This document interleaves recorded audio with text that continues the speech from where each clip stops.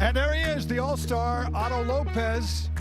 And the City connects tonight, heading out to his position at shortstop. An amazing first half, one of the great first halves in Marlins history. And Sandy Alcantara, speaking of great runs, will try to keep his going here tonight. He's won 7 consecutive, only Chris Hammond in '93 and Jose Fernandez have done that, won 8 straight.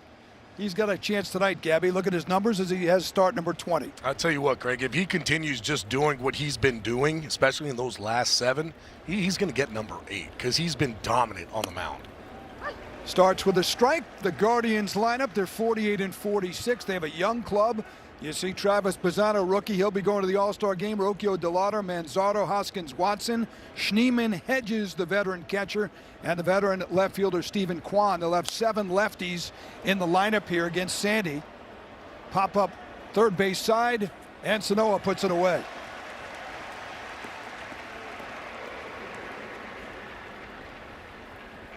This is a Guardians team, Gabby, has 7 left-handed hitters, 2 switch hitters, only 4 sole right-handed hitters.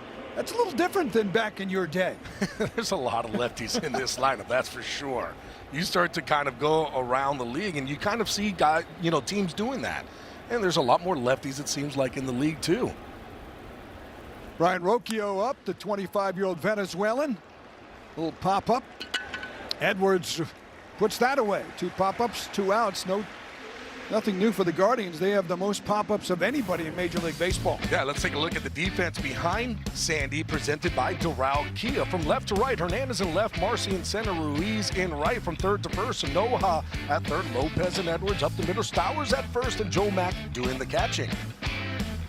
We had to get that out of the way, Craig, because this is how Sandy likes to pitch. Be aggressive against him, especially early on. Good rookie hitter here, Chase DeLauder, and he has a base hit. You think Cleveland wants to swing early here in the count? I'll tell you this, against Sandy, it's what you need to do, but it also could hurt you very, very quickly, right? Because we've already seen some aggressive attacks, right? This could have been 4-pitch inning if this ball was hit right at somebody. Now, DeLauder was able to hit it right back up the middle, and Sandy did what you're supposed to do as a pitcher. I'm on 3 pitches here. I'm going to throw you pitch number 1 right down the middle. Go for it. If you want to hit it, try to hit it. It was hit right at somebody. Unfortunately, it was Chad Fairchild, the umpire there at second base, who got out of the way. Brian Walsh calling the strikes. Chad Whitson at first base. The crew chief, Bill Miller, is at third base tonight. Kyle Manzardo, another lefty, 10 homers on the year. An account of 0-1 with DeLauder, who's got 3 steals. A little pop-up again. This will catch the seats. Again, just on the attack. And this is when Sandy is at his best. And this is what we've seen in those last 7 games that he has started. Of course, we talked about it. He's 7-0. In those starts, he's only allowing 2.3 runs per game.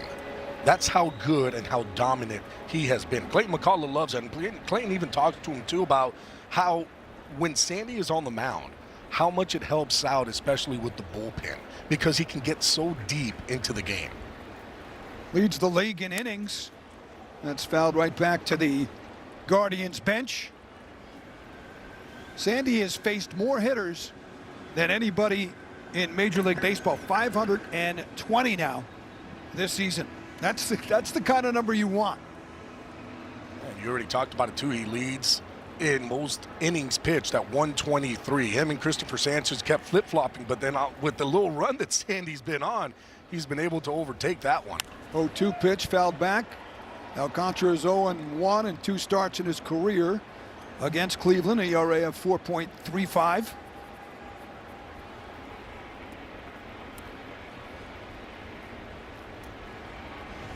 These teams have not met much over the years, but they did, of course, meet in the 1997 World Series. A fabulous 7-game series won by the Fish for their first ever World Championship.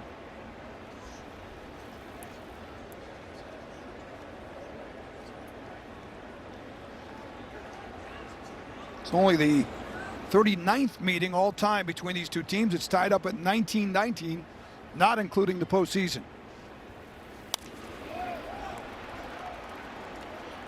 And let's take a look at Sandy's arsenal and how he's been getting guys out. Well, one, that sinker is back to working along with the changeup, where he's able to tunnel those two pitches together. He has that good four-seam fastball. He throws that one usually at the top of the zone at about 97, 98. That new cutter has been playing a big part of his success as well. The sweeper is fouled off. A good at bat here for Manzardo just to get the pitch count up a little bit here against Alcantara. We've talked about it plenty. Pitchers want to stay really at that 15 pitch mark. So anything under 15, that is good for a pitcher. Anything over 15, that means that the hitters made him work just a little bit. 8th pitch coming to Kyle Manzardo. It's a 1-2 pitch. Again, he's just battling there to stay alive. Yeah, at some point here, Sandy has to expand the zone. Manzardo right now is basically in swing mode, right? And as a hitter, it happens. If you throw anything close in that area, especially against a guy like Sandy, guys are going to swing. So if he wants to, he can go with that four-seam fastball, elevate out of the zone. He'll probably get his swing and miss. And if not, you just set up that changeup down and away. Throw over. DeLauder gets back in.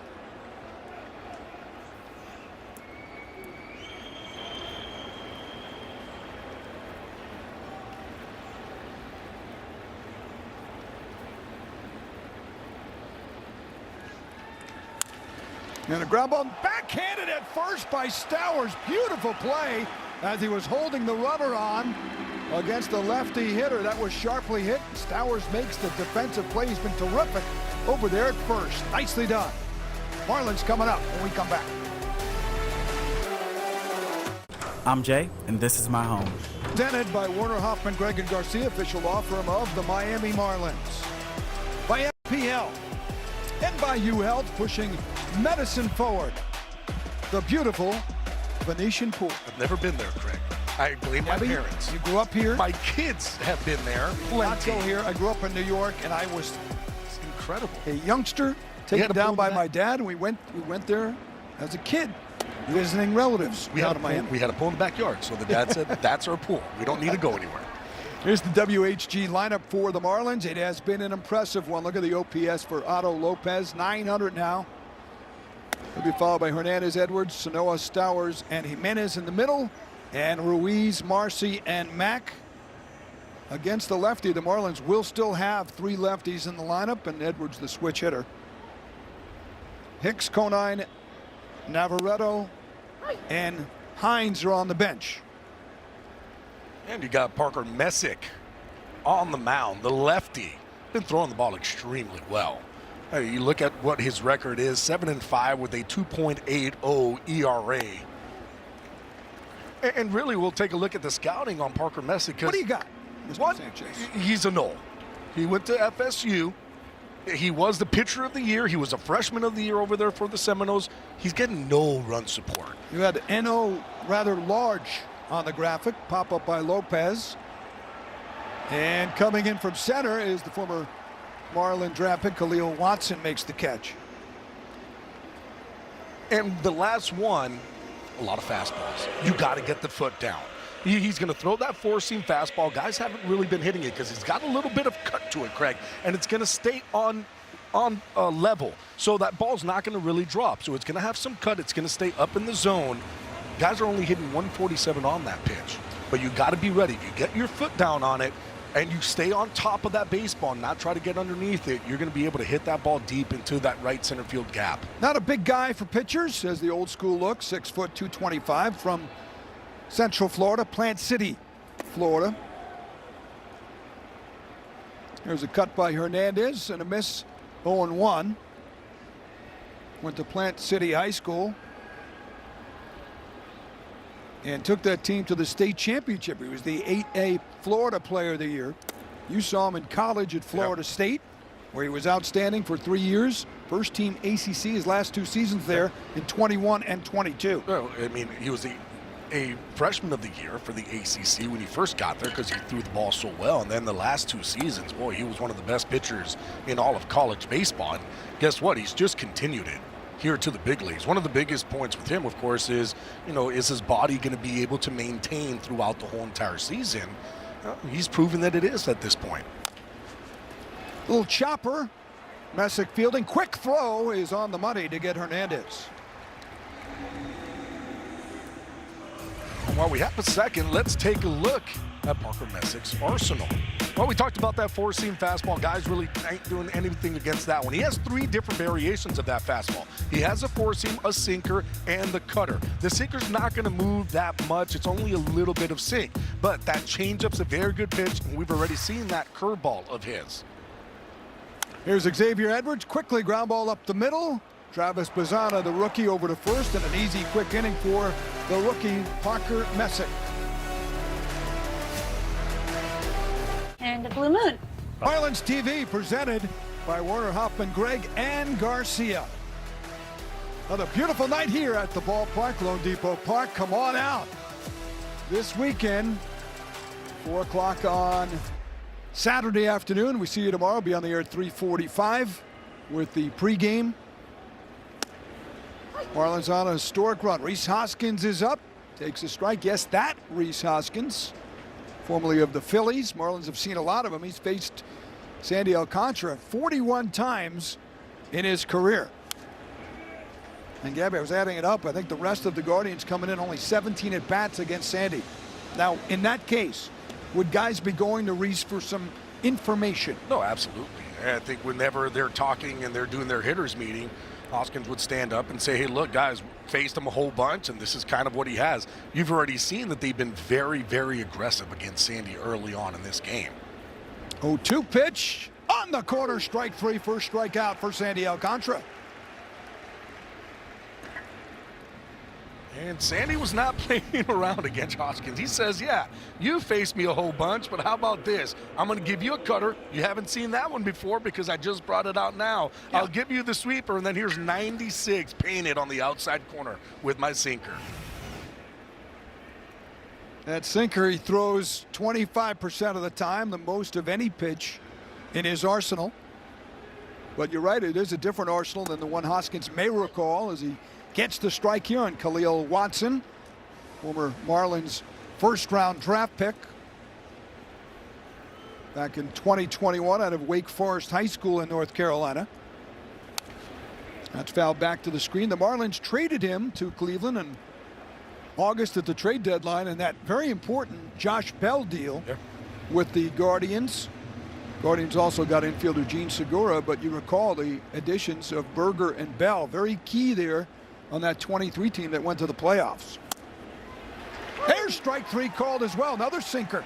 That one at 98 miles an hour. He wants to challenge it, but I think he's going to be disappointed with what he sees. It's comfortably Ball's confirmed, the batter is out. in the zone. That's how much that ball moved, though. I mean, it was a good sinker, too, and it started right at that front hip of Watson and came right back over. Look how much this ball moves. Where it starts, boom, where it finishes. Good luck as a hitter. You're looking out over against Sandy. I mean, that just locks him up. Amazing. Sandy comes off the outstanding effort against the A's as David Schneemann is up. He went 8 innings at that ballpark where it seemed like everybody else was in and out of Sutter Health Field.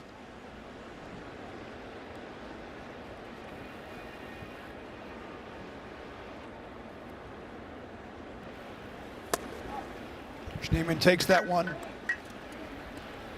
outside, and it's a 1-1 count on David Schneemann. He was working on immaculate inning there.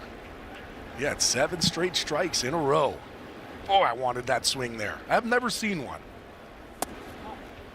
That just missed, and that will continue.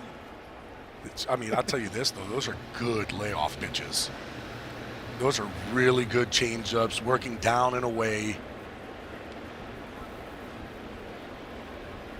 2-1 pitch. Just missed with that sinker. Mark Kotze the other day, Gabby, after the performance, 8 innings, 6 hits, 1 run, said that was an exhibition by Alcantara against our ball club. And the A's manager, he had everything going, pitched to the bottom of the rail all night, kept the ball down. It was very impressive, and he's off to a fine start here. Shallow center. Marcy puts it away. We'll go to the bottom of the second here at Lone Depot Park. Nothing on the board yet.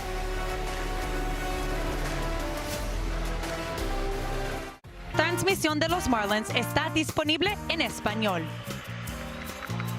Well, back here to South Florida in Lone Depot Park, the Guardians and Marlins getting this three-game series underway. I'm Craig Benervini with Gabby Sanchez. Jeremy Taché downstairs for us. We will check in with him as well throughout as Parker Messick is delivering. First pitch hitting is Sanoa to right field, and going over there is the left-hand catching Chase DeLauder makes the grab. Jeremy Taché with more on this exciting young pitcher from Florida State. Craig, well, Parker Messick has one of the best fastballs in the game, as evidenced here by the Toyota trend. Second in run value behind Jacob Mizorowski. I think that's pretty solid, and the Fish have done more of their damage on non-fastballs. So I asked hitting coach Pedro Guerrero how to prep for a fastball like this one, and he said their training always centers around the best pitch for the opposing starting pitcher. So you're going to have to adjust to secondary pitches as well. But what he said specifically is whether you're a guy with a toe tap, a leg kick, no matter what, you just got to take your timing a step further when you have a guy with a fastball like this one. But he said their training environment includes video and tons of help for all of that. So they outwork everyone, according to Guerrero. Thank you, Jeremy. Kyle Stowers fouls that one back, so a count of 2-1 on Stowers. You know what's funny, Craig, is that we talk about the fastball, right? You know, Mizorowski over there, who's 99, 100, 105 miles an hour with the fastball, and you would think, yeah, that's going to get a lot of swing and miss. But when you kind of look at Parker Messick's fastball, it's 92, 93, he'll get to 94, maybe a 95, but he's going to pitch in that 92, 93 range. Stowers with a pop-up, short left field. Stephen Kwan is there. Messick is allowing only a 147 average, to Jeremy's point, on that four-seam fastball. Yeah, let's take a look at the defense behind Parker Messick. From left to right, you have Juan Watson and DeLauder in the outfield. Schneeman at third, Rocchio at the shortstop, Azana at second, Manzardo at first, and Hedges is doing the catching. He's had an amazing year. He's a second-round pick in 2022 out of, as we mentioned, Florida State. He had 7 starts last year, 3-1 with a 2.72, and then this year he's just been on fire. He's not getting any run support. His record is still over 500 somehow at 7-5. Cleveland has lost 6 of his last 7 starts, but he's at a 3.67 ERA as Jimenez takes that one. And you talk about run support, he's getting about 3.5 runs per game, and that is it. If you give up 4, you have lost that ball game for Parker Messick. And worse of late as Jimenez takes the strike, 2-1. They have scored just 12 runs in those 6 losses of the last 7 games. I mean, Craig, you go to his last start versus the White Sox. He went 5 innings, gave up 1 earned, no decision. Like that's, I mean, it does play a big part in the thought process of a pitcher when he's going up there. Every single pitch means that much more.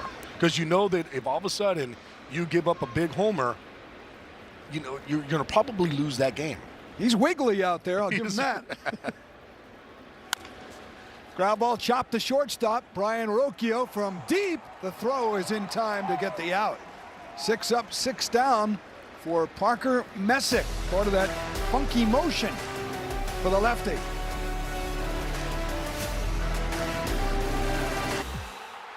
Join us for Top Gun Day on Sunday at 1:40 p.m. Marlins take on the Guardians. Special ticket package includes an exclusive Top Gun cap. Get your tickets now at marlins.com/Top Gun. That's going to be a fun day here. Wrap up the first half, if you will, of the season. Big swing and a miss by the veteran catcher Austin Hedges here on Military Appreciation Night and weekend here at the ballpark. The Marlins obviously were off on the road for July 4th, so they are celebrating this weekend, Gabby. It should be a lot of fun. Got some fireworks here tonight, hopefully, if the weather allows. And it's such a great cause. I love whenever they do anything military style. I don't know if Mother Nature is happy with the red hot Marlins pushing aside her heat. So hopefully everything will be fine tonight. Big swing and a miss there, 1-2. Marlins on their best run here in team history. 10 games over 500, just the 3rd time in a season in over the last 15 years. They did it in 2011, your ball club that you were on, and also 2013. 1-2 offering. That sweeper misses 2-2. Boy, against Hedges, he has just been going sweeper, sweeper, cutter, just staying away from anything in. Everything off the plate away. Missed that one on the cutter. May have foul tipped it. Grabbed by the Marlins' Joe Mack for the strikeout, his third of the last 4 hitters. Yeah, but you can see what the thought process was. Nothing coming in. Everything with Hedges, you can see everything's opening up, so he wants to try to pull everything. So what are they going to do? They're going to just work right off the plate away. Here's the cut, here's the sweepers. Alcantara had 3 strikeouts against the A's last time out. He has matched that already here. 2 1/3 into this one. I beg your pardon, he had 8 last time. Yes. He has 3 in his career against Cleveland in the 2 starts. Heading into this, his 3rd start. He had just 1 walk last week, and he was a strike machine in that game. There's a strike, 100 pitches, 70 strikes. Oh, Craig, I mean, he was a strike machine in this one, too. Coming into this inning, he had 24 pitches, 20 were strikes, 4 balls. Now, he has 31 pitches, 24 strikes, 7 balls. Make that 25.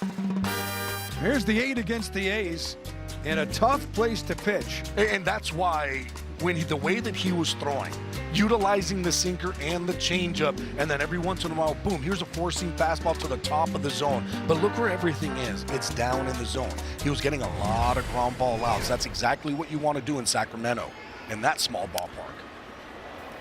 Stephen Kwan, a high pop-up in the infield. Who's going to grab it? Stowers is calling, now called off by Sanoa, who makes the catch. Now a message from FPL. At FPL, our teams are working every day because reliability isn't an option, it's a commitment. FPL, working for you every single day. 1 hit allowed, 3 strikeouts, no walks for Sandy Alcantara, who were 2 outs. Lineup turns over. Travis Bazzana from Australia, first ever #1 pick overall from Australia. First round #1 out of Oregon State, where he had 45 homers and batted .360 in his career. He also lettered in cricket, as you might expect when he was in high school. Not in college. Not in college. You were going to say the Beavers have a cricket program? Jeez. He was the wicket keeper opening batsman from grade 7 to 12. I don't know what that means. I don't know if you played those No. positions. There's a strike, 2-1 on the cutter. Can you elaborate what those positions were, Craig? He was a wicket keeper. I believe he kept the wickets in place. So he was behind. He And was catching. the opening batsman, he was the leadoff hitter, I'm assuming. Okay. Won a state championship, as a matter of fact, in that exciting cricket. So you're saying don't throw anything low, because that's the swing path. That's right. Got to keep the ball up on him. Don't let him drop the barrel of the head. Great athlete, played rugby and track and field, basketball and soccer all. Back home, there's a strike, 3-2 on the sinker. That's what you got to stay. Got to stay up in the zone against him. Don't let him drop that bat head. He is going to the All-Star game. Payoff pitch. Got him! 4-seam fastball. 4 strikeouts for Sandy through 3. Come back. Let's go down to Jeremy. Here with Matthew, Greg, Michael Hoffman, and Brendan Garcia. And guys, WHG, Warner Hoffman, Greg, and Garcia has partnered with the Marlins on Military Appreciation Night. So, Michael, what makes this such an important initiative for WHG? So it's our 3rd year doing it, and we really like doing it because all 3 of us are veterans. A big part of our practice is veterans disability work. It's not something that we talk about a lot here with the Marlins, but it's a huge part of our practice. And again, all 3 of us being veterans, it's a way to give back to the community and have a good time. Well, thank you for your service. And I also want to ask you, what makes WHG and the Marlins such a great fit, as we've seen you guys out here all year long? Well, we love partnering with the Marlins because they're a winning team, like our winning law firm. But really what it comes down to is that it's community. Baseball is the best sport to bring families out to and be part of the community. And our law firm's a family law firm, family community kind of a firm. Well, thank you guys for your service, for sponsoring tonight, and for being a part of everything that happens here at the Miami Marlins. Thanks, Jeremy, and thanks to WHG for their support and service. Esteri Ruiz misses that four-seam fastball. Messick does not have a strikeout yet, but he's retired all 6 hitters that he has faced. Ruiz 4 homers, 245 average, 836 OPS. 19 stolen bases. He's tied for 6th in the league despite the limited playing time. Good eye there. Well, I mean, really, Craig, when you kind of look at it, he's going to be put in the game, and he has that one job, and it's to get to second base whenever he's at first and pinch running. He had 67 stolen bases to lead the American League back in 2023. Stays alive 3-2. He got 4 homers, too, Yeah, already. Less than 100 at-bats. He's got some pop in that bat. He's done a good job. And he takes ball 4. And that's something the Marlins have done a very good job at in recent years under the tutelage here of the outstanding coaching. Yeah, I mean, Pedro Guerrero has done a wonderful job. Right there. Yeah, There's there Pedro. he is. He's done a wonderful job, especially with these hitters. And basically just letting them know, hey, this is the strength of this pitcher. This is how we need to attack. It is very quick. It is not a run of like, hey, do this or that. No, it's fastball. This is what he wants to do. He's going to throw that fastball to the top of the zone. We need to be able to hit it. And that is it. And then you kind of move on and move forward, and guys know what the thought process is going in. This is what I need to attack, and that's what I'm going to attack. Here's Makes it Jacob just Marcy. easy. Fouls that off, 1-1. And it was the same thing with Jacob Marcy. You know, Pedro Guerrero talking with him about, hey, how are we going to get you back on track to what you were doing last year, right? The type of hitter that you are, because you're a great hitter, right? You stay in the zone. You don't, try to pull everything. You let that ball travel. But when you're in the league, guess what? The pitchers are good too, and they look at video, and they know where to try to attack. So you need to get them out of their attack zone and get them back into your attack zone, right? Well, guess what? They throw him in, he hits the home run, now they go back out, and he's able to utilize what he likes to do. 1-1, softly hit the shortstop. Rocchio to second. It's dropped at first base by Manzardo. Runner out at second, but Marcy is alive at first here, as Manzardo just dropped that throw from Ryan Rocchio. Looked like an easy double play. It did. I mean, they were playing a perfect right back up the box. Rocchio gets there, steps on second base, throws it over to Manzardo. Yeah, it just looked like Manzardo just took his eyes off the ball. He had his eyes down as he was reaching up. Ball hits off the tip of his glove. He's not able to secure it. They got the out, so no error, of course. Marcy has stolen base threats, got 18 steals. Has been caught 10 times as Joe Mack takes ball 1 on the cutter. And when you're stealing, though, off a lefty, you're going first move. So you're trying to pick up anything that you possibly can. Is Messick with that front foot? Is he going to cross over or not? Gabby, Austin Hedges has nailed just 2 of 33 would-be base runners. That's the lowest percentage in Major League Baseball, 6%. They have Patrick Bailey, who's one of the best, as their other catcher. The switch hitter is not playing here to start out tonight. Bailey has caught about 48%.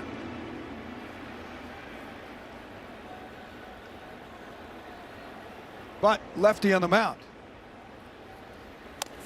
A bunt, third base side. Messick fielding his position well. The throw, scoop this time, and Manzardo made a good play. Mack was going for a hit. I like the thought process. Lefty. You got the third baseman playing back. I will tell you this, though. Parker Messick, even though he's a big boy, he gets off that mound pretty good, especially to that third base side. Why? Because that's where he's falling off.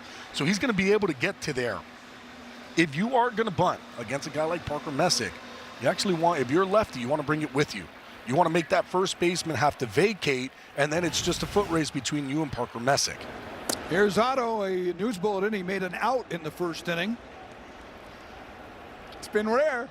He's got a 9-game hitting streak going. He needs to get back on point right now with a guy on second and 2 outs.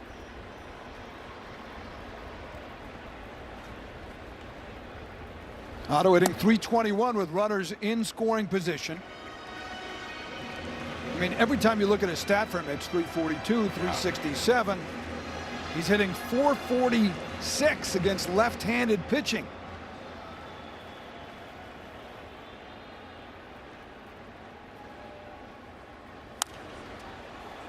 That's fouled out of play, right side. He got away with one there. And I guarantee that Aldo Lopez is not happy because Parker Messick just threw him a fastball right down the middle. But again, we tell you, it's a different style of the fastball. It's not a normal fastball. It's got a little bit of cut to it, and it's got ride, meaning it's going to stay on plane through the zone. So even though it's 93, 94, that spin rate that he has will keep it on plane, which means guys will usually tick and swing underneath it. Lopez 127 hits, most ever by a Marlin before the All-Star break. The last time a major leaguer had 130 hits at the All-Star break was 2014, Jose Altuve. Lopez has got a shot. He needs 3 hits this weekend, which would be, he couldn't do it tonight the way he's going. It's like a Friday. It's a Normal Friday night. Friday for him. It's a day that ends in Y. Gabby, he's hitting .342 behind on the count as well this year, and that includes 2-2. When they look at behind the count, they're looking at 0-1, 0-2, 1-2, or 2-2. I mean, no other Marlin is over 288, and most are under 200, which is normal for major league hitters.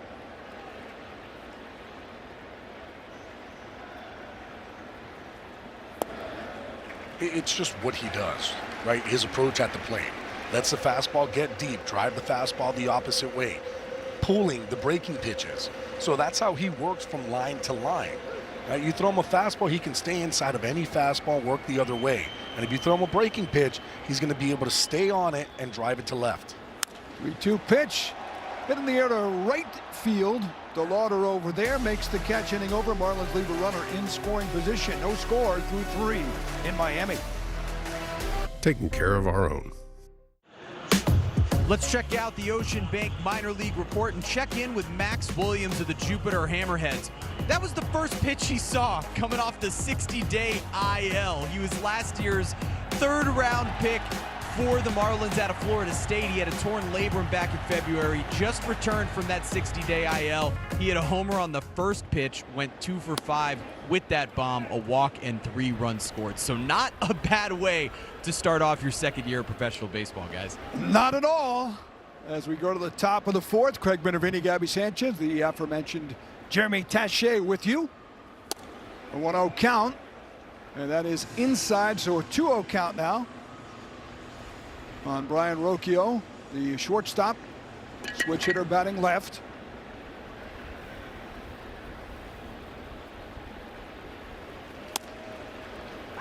Good sinker there on the Venezuelan.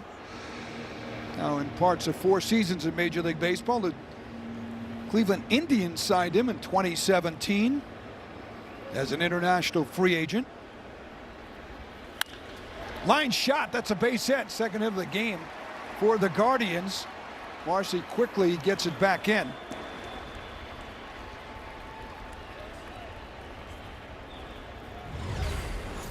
And against Rocchio, it's just a 2-seam fastball, just stays up on the zone. That's all it was.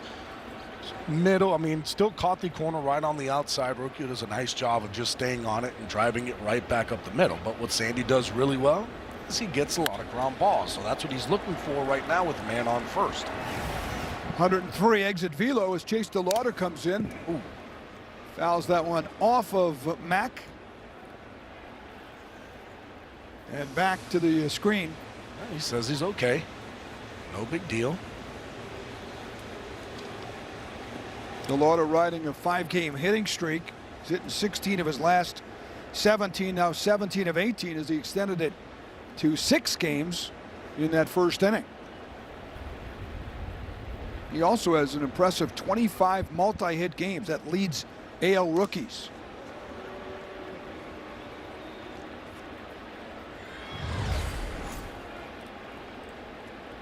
Yeah, this is why being a catcher, they call it tools of ignorance. You want to be a catcher? Well, you're going to wear a bunch of those. That's why I stopped catching in the minor leagues, Craig. That's a pie. Did you ever catch a game in the big leagues? No, but I almost did. I had to catch a bullpen. Josh Johnson's bullpen, too. Yeah, that was a lot of fun. Not the guy you want to catch. Yeah, it was a game where I was always the emergency catcher, right? So they always carried 2 catchers. I was always the emergency guy because I did catch in the minor leagues. And there was one game where Ronnie Paulino got hurt, and it was Brett Hayes was the backup catcher. Brett? And he ends up getting hurt where it almost, I think he broke his rib and kept playing. Because at that point, it was already like the 7th inning, and it looked like he was going to have to come out. It's fouled off 2-2. And they were basically like, have you go get your gear. Who was the manager? Yeah, Freddie Gonzalez. Oh, Freddie. And Freddie said, go get your gear because we might have to get you in there. And I remember I looked at Brett Hayes, and I'm like, if you have anything left, please just continue this game because I'm going to have to catch the 8th inning and the closer. And I haven't caught in a couple years. Like, this is not going to be fun. 2-2 pitch hammered. Right field and deep, and that is gone. Chase DeLauder with his 10th homer of the year, the rookie from Frederick, Maryland, and James Madison University. What a shot, 2-0 Cleveland. Yeah, boy, Chase DeLauder was all over that one. That's a good fastball at 98 miles an hour, left the bat at 106, traveled 430 feet. So that's where he wanted it, and that's where it ended up. So he was looking out over, don't throw him anything in. Well, that's not where I wanted to throw it. But if you make a mistake as a hitter, that's what's going to happen. 106 off the bat from DeLauder, who's got another multi-hit game. And a 2-0 lead, a rare lead against the Marlins. Of course, they've won all different ways. They've come from behind. Very often they've taken the lead during this stretch. Yeah, for Sandy, it's basically just keep it here. Okay, fine, you got 2 runs off of me. No problem. I know my offense, the way that they've been swinging the bat, they're going to come back for me. Kyle Manzardo with a swing and a deep drive to center. Marcy going back. He has room, though, and makes the catch. Now for Sandy, he's going to have to start working down in the zone, though. Every single one of these pitches now are middle, and you can't keep making mistakes down the middle, especially to big league hitters. They are going to make you pay. So he's got to get back into those sinkers down in the zone, utilizing the changeup as well, and try to get them off balance. 13th homer that Sandy has given up that ties Yuri Perez for the team high. Here's Rhys Hoskins. He can hit a shot or 2. Struck out looking, though, his first time up. Rhys in his career, a homer, 4 RBIs, 9 for 42 against Sandy Alcantara.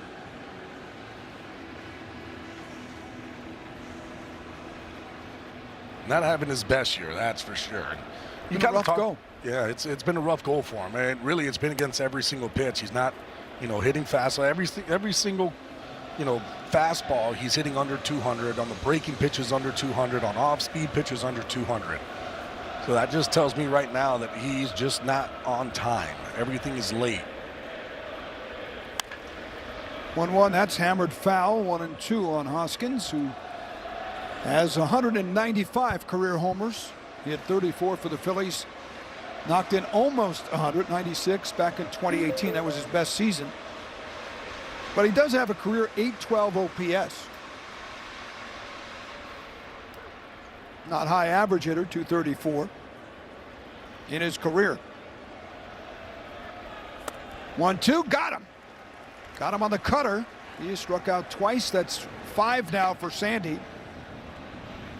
Good bounce back after giving up the homer. And this is a great pitch, too. Why? Because he had just thrown his sinker in on the hand. So what is that going to do? It's going to open up that outside part of the plate. So Sandy goes in with the sinker, out with the cutter, and gets the swing and miss. Sandy now with 97 strikeouts on the season as Khalil Watson takes a good sweeper for a strike.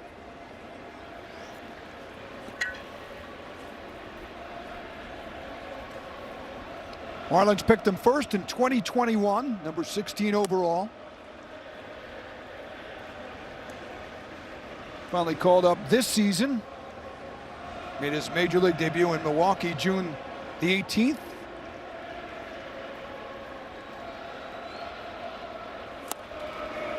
Swing and a miss. He got his first hit. It was a 2-run pinch hit single off the White Sox righty Grant Taylor, June 22nd. Good crowd up there at the Budweiser they're Bar. having fun. They're getting some soccer cheers going.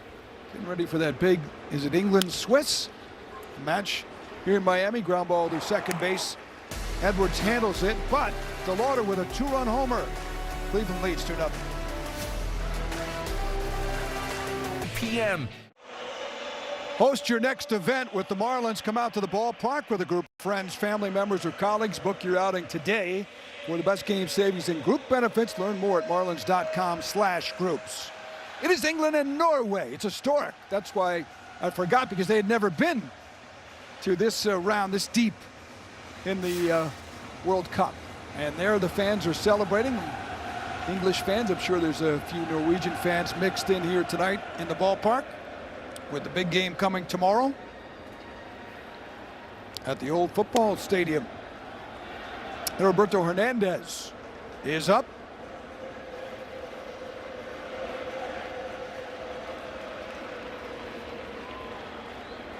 Roberto 0 for 1 of the game.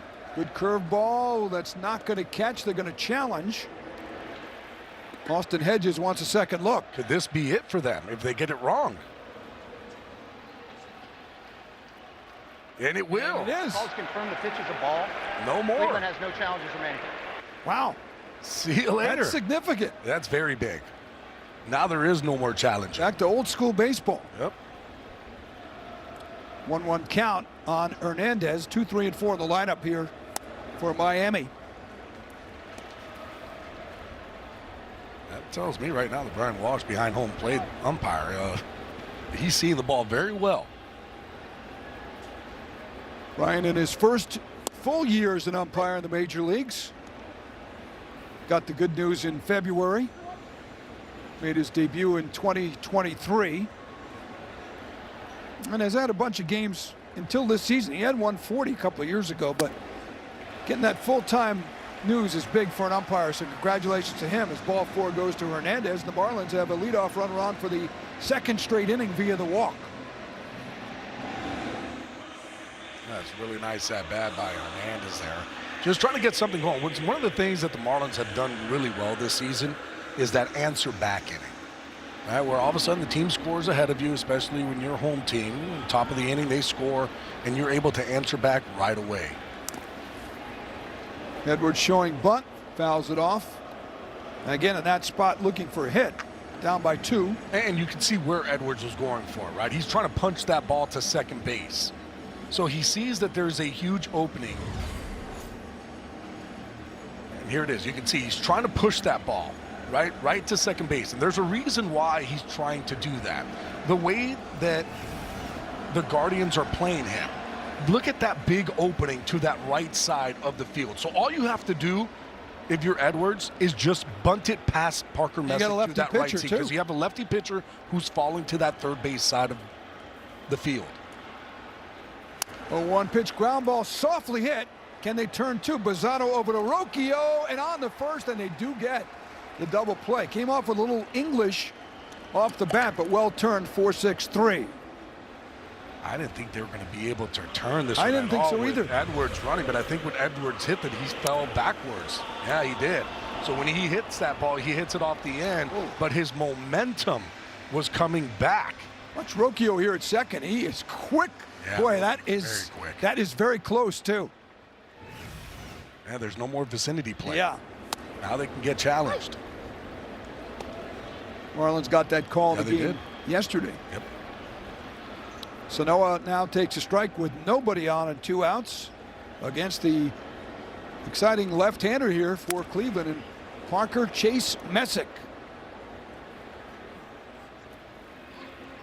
Let's go down to Jeremy. Well, thanks, Greg. Javi Sanoja himself is on a 9-game on-base streak, 3 doubles and a homer in that span, and he's really helped settle this third base position for Miami. So I asked Clayton McCullough about Sanoja's offensive ascension and what it unlocks for this club. He told me, quote, "You could tell when Javi's in a good spot." You'll see him be a little bit more patient early in counts and trust that a superpower of his is his ability to make contact. He said he's been better pre-2 strikes, and he always has a club in his back pocket late to stay alive. I love the way Clayton's always making golf analogies that he can pull out the 7-wood. Ground ball hit to shortstop. Around it is Rocchio, and he throws to first and gets Sanoa on the ground ball. We're through 4, 2-0 Cleveland. Well, mark your calendars for a big weekend at Lone Depot Park. Catch the Marlins Padres the 24th to 26th. Celebrate Venezuelan Heritage presented by Santa Teresa as part of the T-Mobile Heritage Series. Plus, enjoy exclusive giveaways, live entertainment, food, and drink specials all weekend long. Get your tickets now, marlins.com/tickets. That is always a huge event. Venezuelan Heritage Weekend, 24th to the 26th, and the Padres in town, a team the Marlins could potentially be battling in that mix of, there's a bunch of teams, depending on what happens. A lot of baseball to go, though, Gabby. Still 66, including this one tonight. David Schneemann is up.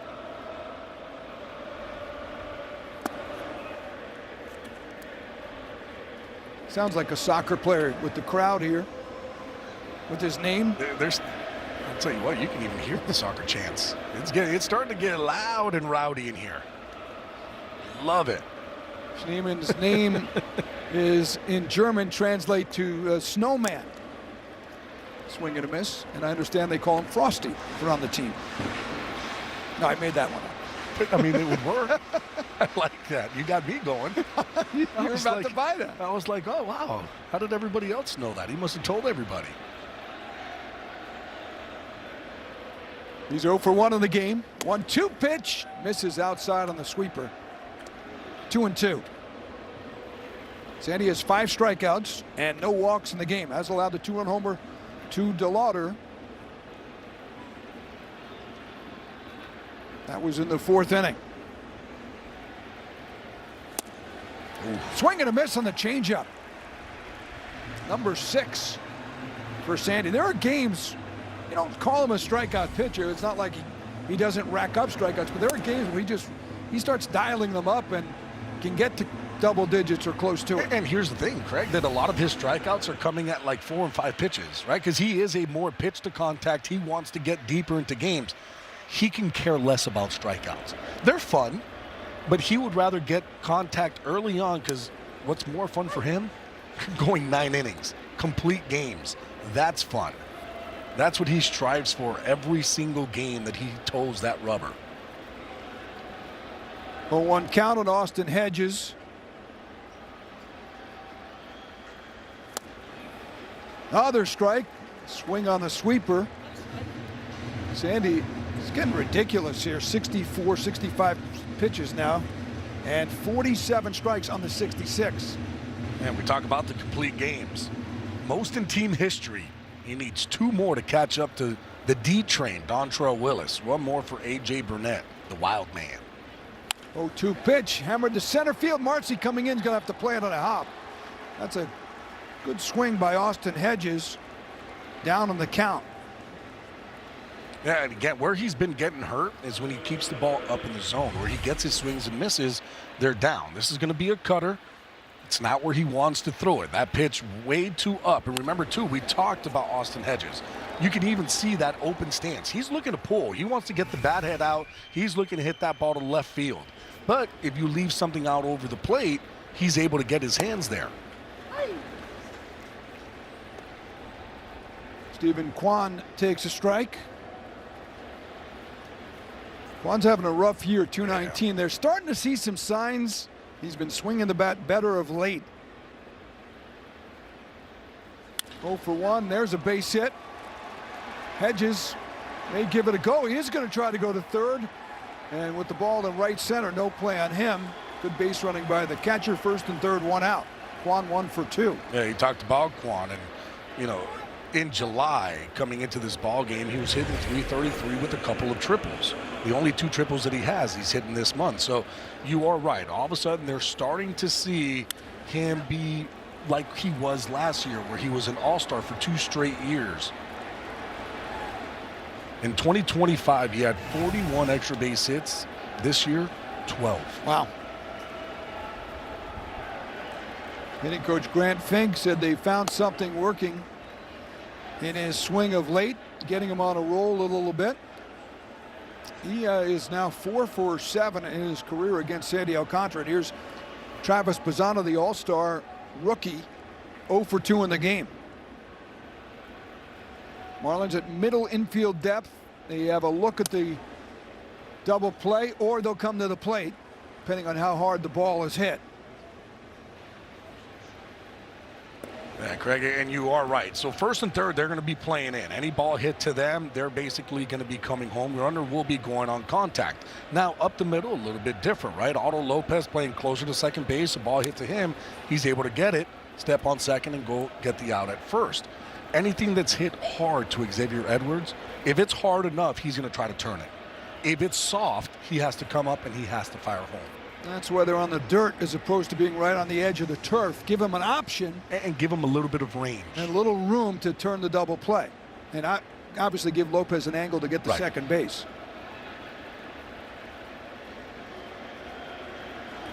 Two-one pitch fouled off. If it's hit to Lopez and he's over toward the hole, there's no really shot at a double play. If it's hit to Lopez and it's going to be a backhand, he's going to have to come home. Yeah.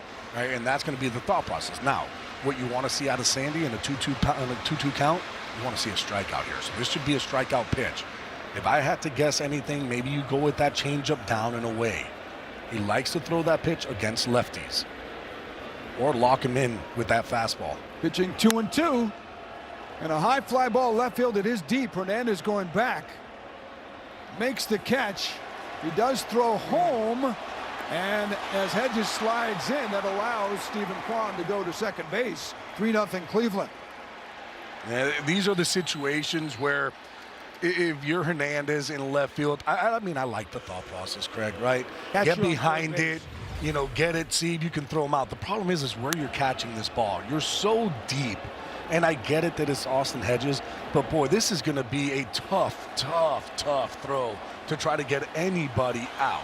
If it's a perfect throw, it's going to be a bang-bang. And what you just finished doing there, because you threw it so high, is that you allowed Stephen Kwan to get into scoring position now. And, Gabby, those are the kind of plays the Marlins really have not made in the last month and a half or so. They were a little sloppy on defense in the early part of the year. But they've been very good. They have been limiting the extra 90 feet really all year from a standpoint of playing better defense, but much better in the last, let's say, 6 to 8 weeks on that factor than they were earlier in the year. Well, what they did is they just kind of started playing the way that they know how to play baseball. It seemed like early on, everybody putting a little bit, maybe too much pressure on themselves.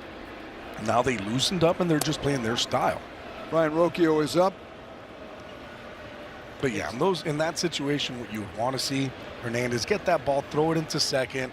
You want to keep Kwan out of being in scoring position with 2 outs. Yeah, you don't want a single to score him. Now that is a possibility for the Guardians, who have struggled scoring during their rough run here. They lost Jose Ramirez middle of June with a hamate fracture. J. Ram is on the IL. They lost Angel Martinez, who leads them in home runs with a left foot fracture around the same time. And since then, they've gone 9-13. They've won only one of their last 7 series. 2-1 pitch missing on the curve, 3-1. In fact, the Guardians have salvaged the win in the finale 4 times in the last 6 series to at least not get swept.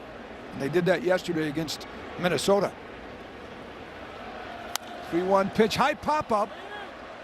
Stowers, will it stay in playable ground? It will for Kyle Stowers. Inning over, Guards score 1, lead 3-0. Hey, it's the good. Be sure to stay tuned to the 7th inning for the stretch presented by Celsius Energy Drinks. A lively Friday night crowd here. Some of our soccer friends are here for the World Cup England-Norway game tomorrow at what they're calling Miami Stadium as far as the World Cup is concerned. The Dolphins home, of course. And we're going to go to Jeremy Taché at some point here. He's somewhere in that mix. Oh, geez. Good luck, Jeremy. Hopefully not getting a cold beverage. As Kyle Stowers is up, takes that one up high. Ball one from Parker Messick, who is not allowed a hit here through 4 innings. He has walked 2. Stowers 0 for 1, a fly ball out to left his first time up. Kyle has a 5-game RBI streak going.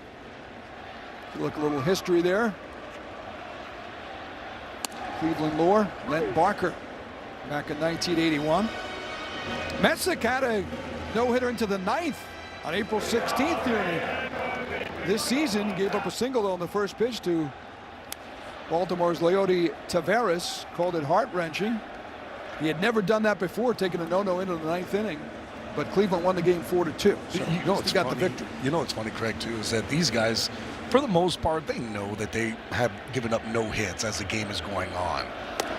But it's those last 3 outs that all of a sudden the nerves start to take over a little bit. You start to overthink the process, and then you leave one over the heart of the plate, and boom, there it goes. 2-2 pitch, Stowers to left field. Will it stay up for Kwan? It will. Hit it well. But Stephen Kwan in to make the play. Hey, Craig, you know what's really funny too? Like facing a guy like Parker Messick, you would think that, you know, he just completely dominates lefties, and you know, that's why you all of a sudden you put in a whole group of righties in. But actually, lefties are hitting him better than righties. He has reverse splits. Lefties hitting 241 coming into this ball game against him.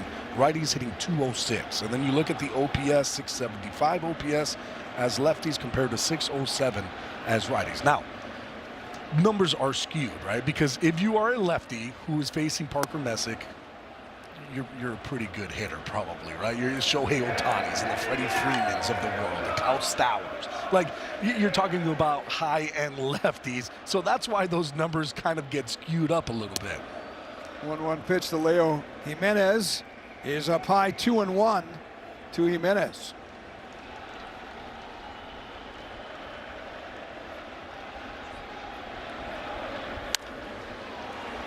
That's fouled off, now 2-2.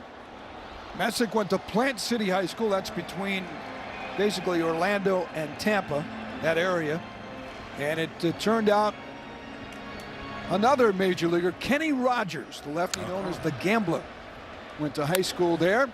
One bouncer handled there nicely by Bazana, and he makes the play. He's a good defender. Now a message from Doral Kia. Take advantage of a pricito now on all of your favorite new Kia models. Like a new Kia K5, Sportage, Sorento, Soul, and more.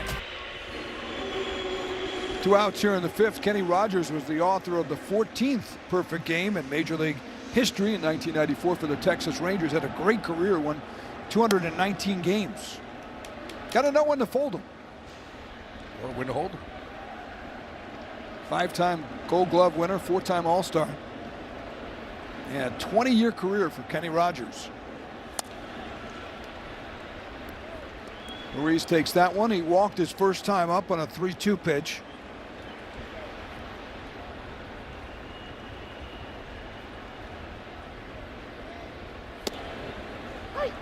A good 4-seam fastball. Again, it's not roaring near 100, but it's got a lot of movement on it, and it's been very tough to hit for major league hitters this year.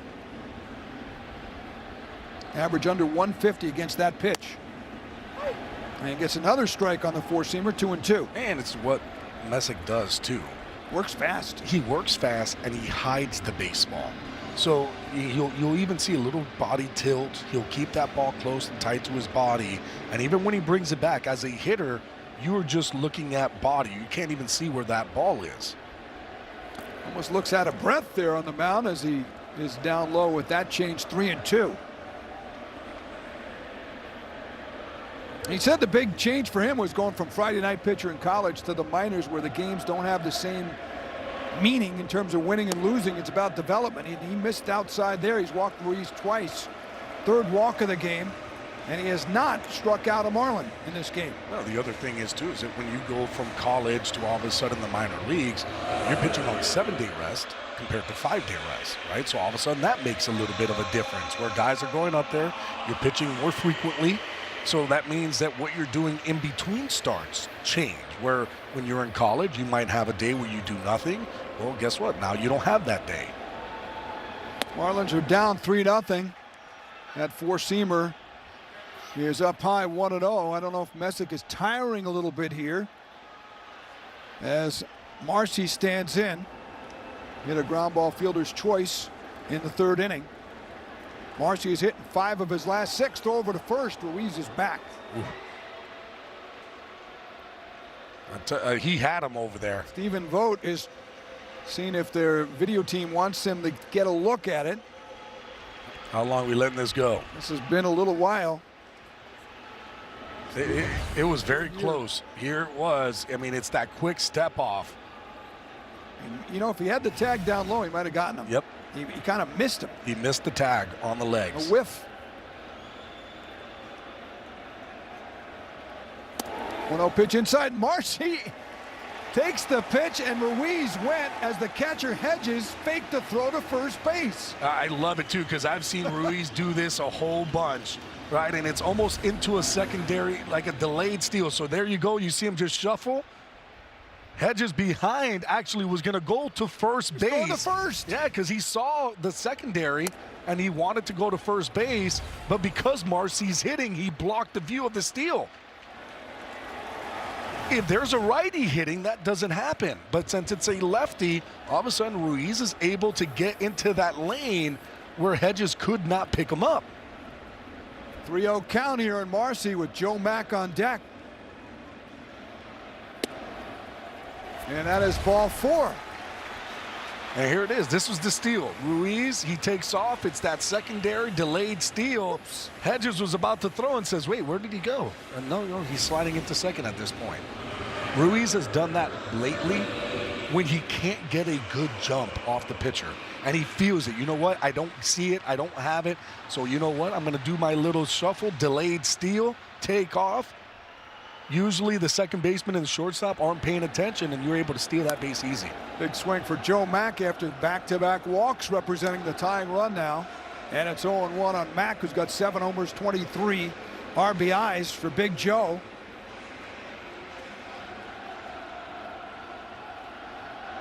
Joe was hitting .220 in his first 17 games. With no homers, he has 7 homers since then. He had .294 with an OPS over 900 in June, and he's got 2 homers here in July. He's starting to feel real confident with that bat. Everybody knows what he has done behind the plate. Ground ball handled by the glove of Manzardo. Throws over to Messick, who does a good job fielding, and they get the out. The Marlins leave 2 on here in the 5th. Guards leading 3-0. To build it like Beck. Welcome back to Lone Depot Park, and the atmosphere up here at the Budweiser bar is unbelievable with all these English football fans. And we have Jensen. His at is Jensen, not Button. He is a major content creator in England because I'll tell you, he's the most popular guy in this place, and this atmosphere is unbelievable. The English football fans that have come down, how impressed are you with your fellow fans here? Honestly, it makes me proud to be English. I've come out here to the Miami Marlins, and everyone, all the English fans, they've come, bought single tickets, by the way, and we've all congregated around here to sing England chants and support our country. Honestly, I've never been more proud to be English, especially overseas. It's unbelievable to have this, and like the chants are insane. Is this the type of energy that you guys plan to bring tomorrow when you square off against Norway? Well, I mean, we absolutely have to. I think in football, there's a term, the 12th man. There's 11 men on the pitch, but the 12th man is the people in the crowd. So if we don't come with a noise, then we don't give our team that extra boost. Do you know what I mean? So the lads are going to be in the crowd, getting absolutely rowdy, but today's just the warm-up. If you thought well out today, you better be in that stadium tomorrow. We're going to be singing our lungs out. All right, I want to start a chant with you here, all right? Baseball's coming home again with Otto Lopez. How do we feel about that? Can we get something going here, guys? Who knows Otto Lopez? You don't know Otto Lopez? Apparently, baseball's coming home again with Otto Lopez. No, Otto Otto Lopez, lads. Otto Lopez. He's the pizza. Finally. You all ready for it? He's the pizza. He's the shortstop. You've turned them on me. All right. The crowd has turned on Jensen, but they're learning all about baseball here, guys. This is a crazy environment. But Jensen, thank you so much for explaining. Honestly, all they know is Thomas Tuchel. Apparently, football's coming home, and if it's coming home with Thomas Tuchel. I think that's entirely fair. Football's coming home with them. Jensen, thank you so much. Guys, I'm soaked in beer, so this is going to be an interesting postgame. Swinging and missing the cutter. Thank you. They know Harry Kane, too, I'm sure. The great goal scorer there for England. Good job there, Jeremy. I guess they're not quite caught up on the all-star fever for Otto Lopez quite yet. Nice cutter there to get the Lauder homered against Sandy in the fourth inning. That's number 7 now for Sandy.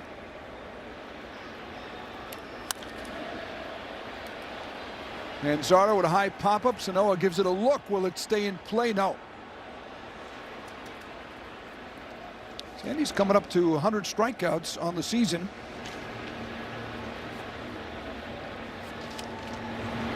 Yeah, what I'm looking at right now is the pitches right now for Sandy.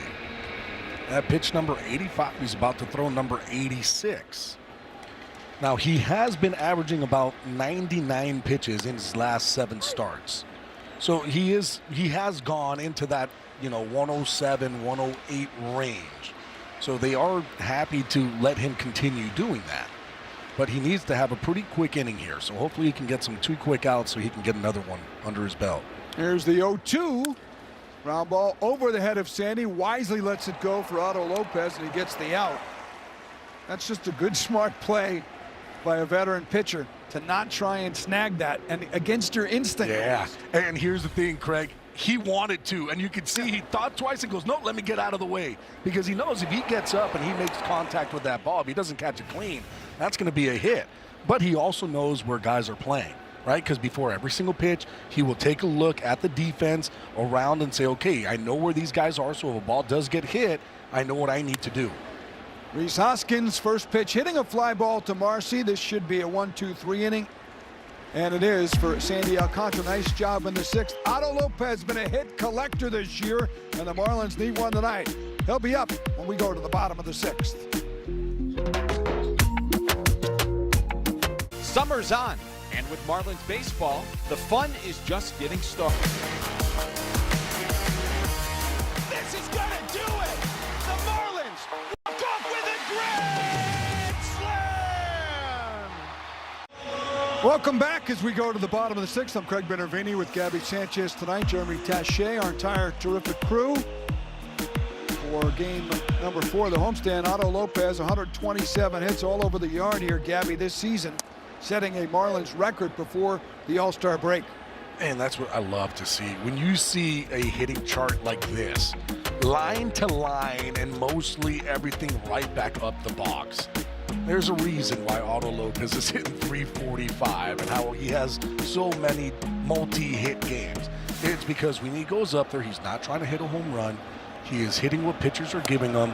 He's not trying to do too much. He's staying on pitches in the zone and even out of the zone. His bat-to-ball skills is ridiculous. And you see, I mean, he's leading MLB by 13 hits. That pitch is inside. Came into the game with a 21-point lead on Luis Arraez for the National League batting title, which is, of course, when you talk about a hitting champ, you're talking about your league, not the major leagues, but he also leads the major leagues. Yandy Diaz came in 19 points back of him. And cut out and missed in the changeup. Good pitching again by Messick, who still has not allowed a base hit. And all of a sudden now Parker Messick is starting to bring out that changeup. Early on, a lot more fastballs. Now, third time through, he's going to utilize that changeup a lot more. A lot of movement to it. And there's that difference in speed, too. The changeup, 85 miles an hour. The fastball, 93. That 8-mile-an-hour difference does make a big change. Curveball inside. You seen anything different from Messick as the game has moved on here in terms of his pitches? Yeah, he's just starting to utilize the changeup a little bit more. That's that third pitch that he's bringing out. It's the fastball and the changeup are the pitches where he gets his strikeouts. As a hitter, if I'm facing a Parker Messick, especially being a lefty, I am looking to drive the fastball to right center field. I want to stay on that fastball. He's got a good one. He'll take it to the top of the zone. But you don't mind that because he does leave pitches out over. It's not like he's attacking in against hitters. Everything is basically out over the plate. If you're doing that, then all of a sudden that changeup, you're able to still stay on and keep it fair down that left field line. Heriberto Hernandez, big drive left field. It is going, gone! Goodbye, home run Hernandez! Heriberto with the first hit of the game for the Marlins and the first run all in one swing. And it's now 3-1 here in Miami.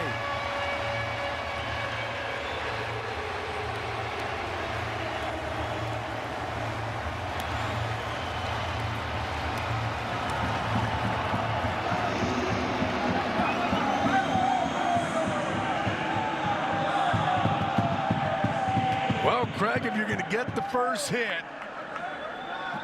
might as well make it a mighty one. Nice job there by Roberto Hernandez, staying on that breaking ball and driving it. Kind of what I was telling you about, right? If you're looking out over the plate, right center field, when you get the breaking balls, you're going to be able to stay on it and keep it fair down that left field line. That's exactly what he did. Beautiful swing, and boy, the Marlins needed that one. They break up the no-no in a big way. Xavier Edwards, an 0-2 count. That's a breaking ball, catches the heart of the plate, and boy, when Hernandez is going well, and he has been going well, that's the 13th home run of the season for him. Edwards 0 for 2 in the game. It's another Marlins home run for healthcare presented by Leon Medical Centers. Each Marlins homer this season means a donation to the League Against Cancer, delivering free care in South Florida. A ground ball out. Edwards is 0 for 3, 2 outs here in the 6th inning. And now a 3-1 ball game. And that'll bring on Javier Sanoa, hitting cleanup for the first time in his young career. I mean, that's how good Sanoa's been swinging the bat. Where when you start to kind of go up and down the lineup, and you know, it's something that Clayton McCullough was looking at against a lefty, you're going to put in your righties. And he felt like, hey, this is going to be my best hitter right now because of the way he's been swinging the bat. We've talked about it. Bat-to-ball skill is there. Hard contact there. Even 3 home runs on the season. He's been a hot hitter for the Fish.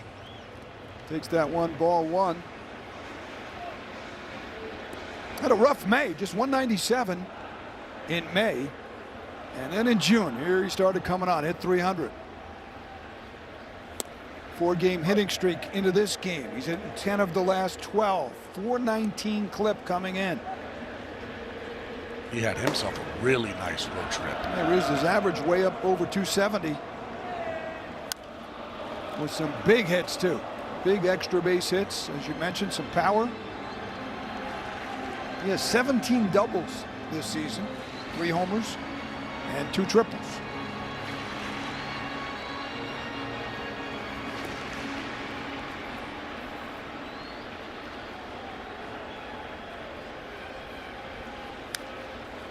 That's fouled straight back.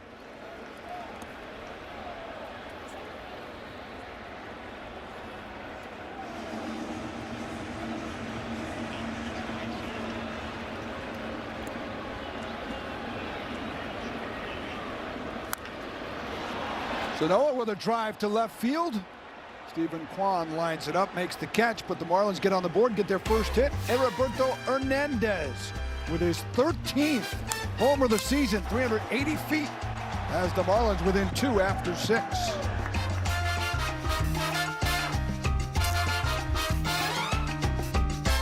I'm Jay. Welcome back, 3-1.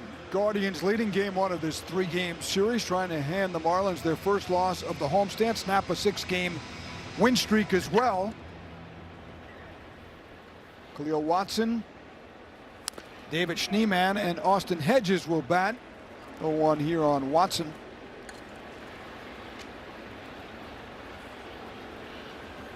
Marlins also this weekend can tie the franchise record for most consecutive series wins at home.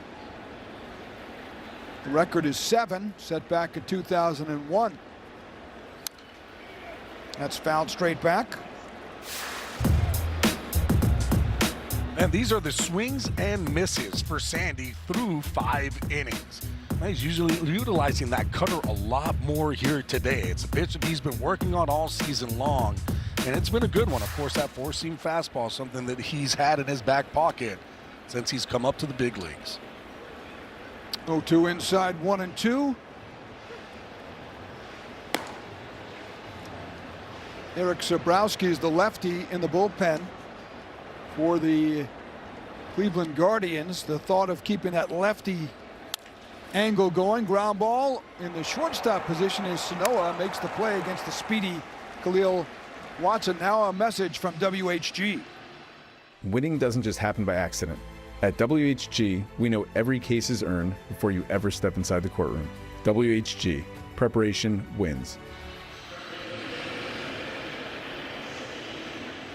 1,002 players were taken in the 2018 draft before Mr. Schneemann joined the Guardians organization at a Brigham Young University. Is that 33rd round? 33rd round. I thought with the numbers that you said, that sounded like. Yeah, right. You had that note too? Come on, Craig, I do some homework. Absolutely. 1-0 pitch, fouled straight back. Schneemann is 0 for 2 in the game in his second full big league season. And Craig, you don't see that anymore because that's only 20 rounds. Yeah. And apparently it was something that I heard was they might even cut it down a little bit more to 10 rounds. Wow. Swing and a miss, 1-2 on the change. Big draft weekend coming up. Huge draft weekend. Tomorrow. The draft. Marlins have 5 picks in the first 4 rounds, including the number 14 pick overall. A lot of good players out there too. It's going to be interesting where the Marlins want to go. There's a feeling that top maybe 15, 20, there's not a tremendous difference. Yeah. There's a lot of talent early, kind of spread out when you look at some of the experts. Swing and a miss, strikeout number 100 on the season for Sandy Alcantara in his 8th year in the ball game. And he does it with the pitch that he's been loving to throw here today. It's been that cutter. It's been working for him. He's been able to utilize it both in and out. And he's getting a lot of swings and misses. Hey, he's getting swings and misses too, because you got to be ready, Craig, for that 97-mile-an-hour sinker or that 99-mile-an-hour four-seam fastball to the top of the zone.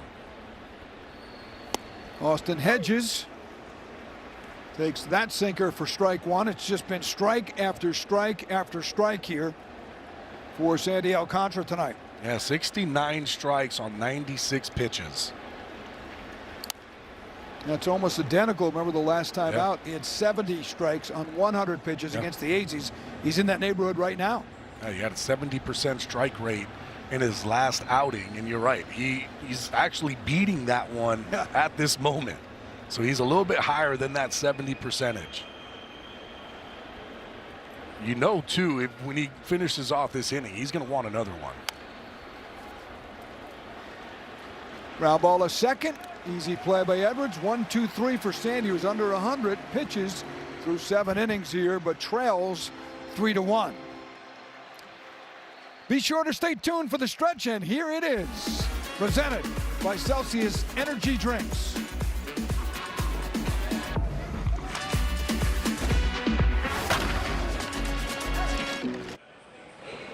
And welcome to the stretch presented by Celsius Energy Drinks. Well, in this great first half for the Marlins, one of their unsung heroes has been outfielder Heriberto Hernandez. You may remember he was sent to the minor leagues, didn't even hit a home run in the month of April, but has he caught in fire?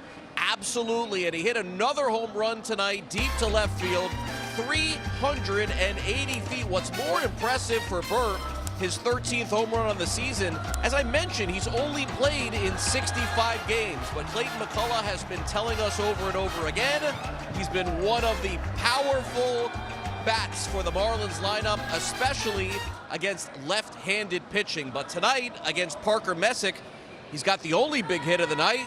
Marlins haven't trailed very often at home. We'll see if they can pick it up in the last couple of innings and get another Marlins win here at Lone Depot Park in Miami. We'll be back to Marlins baseball after a quick word from our friends at Celsius.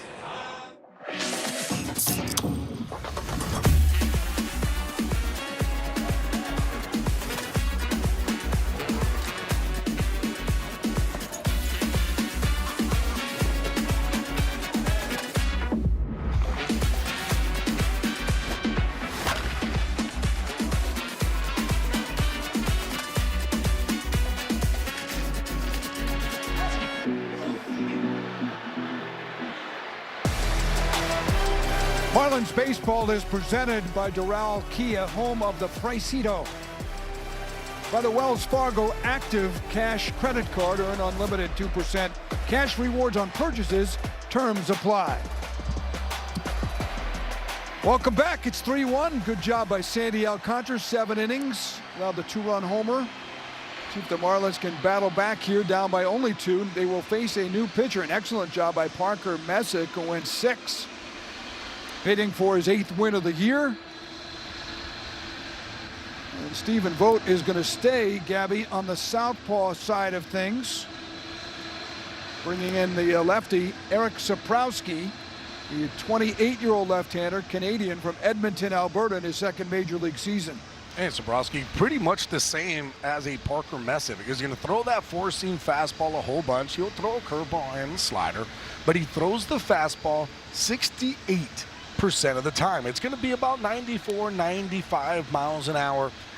Boy, it's a really good fastball because it stays on plane. He also gets 6.7 feet of extension, so the ball's going to get on you just a little bit. Messick, 6 innings, a hit, 1 run, the homer by Hernandez, 4 walks and a strikeout. 91 pitches, 54 strikes. Only been a handful of Cleveland pitchers over the years that have won 8 games or more as a rookie before the All-Star break. He's in line to do that unless the Marlins can come back here. Kyle Stowers 0 for 2. Frank Funk won 9 games before the All-Star break back in '61. Mitch Talbot in 2010 won 8. Ryan Dreese 2002. And Herb Score in 1955, the old left-hander, once called by Mickey Mantle the greatest left-handed pitcher he ever faced. To a more modern Cleveland baseball fan, Herb Score was the voice of Indians baseball for a long time, almost 35 years. TV and radio in the Cleveland, Ohio market. Kyle Stowers takes that pitch. Nice to turn a major league career into a broadcast career, Gabby Sanchez. It is really nice. 1-1 pitch inside and nearly hit Stowers.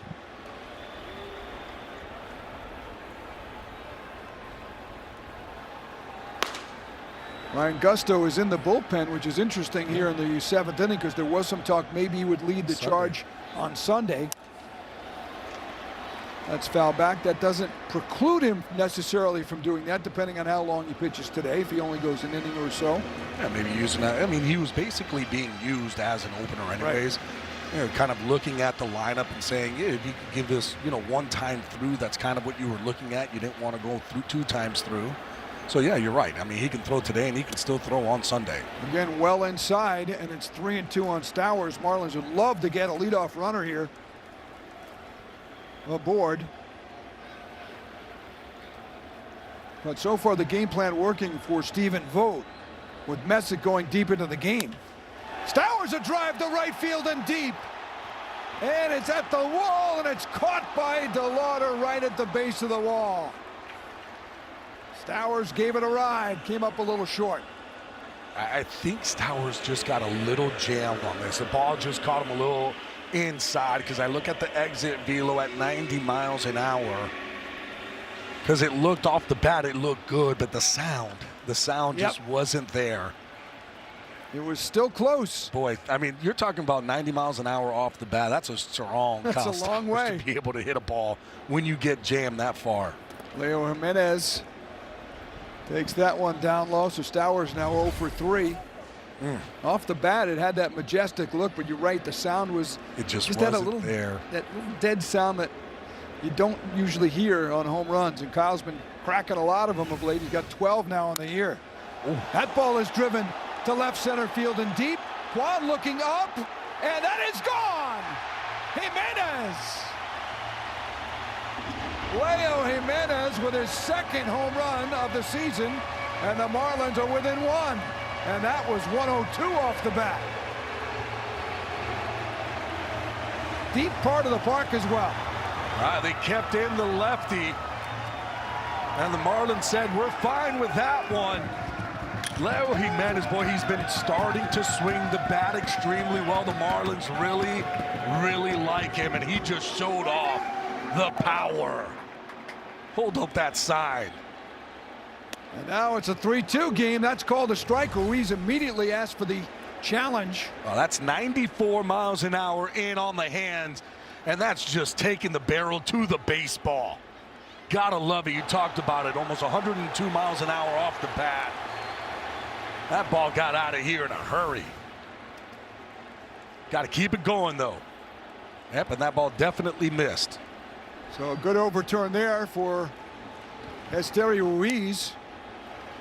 And now 2-0 on Ruiz. How about these Marlin bats? Another home run. That's 2 more in the game.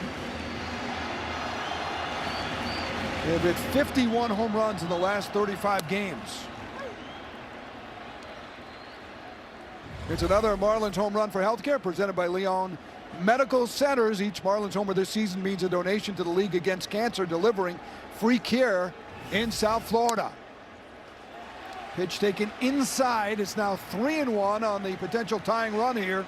Ruiz, who has already walked twice in the game. Yeah, I told you too, a lot of fastballs. So if you're Ruiz right here, that's what you're looking for. Get a fastball and hammer it.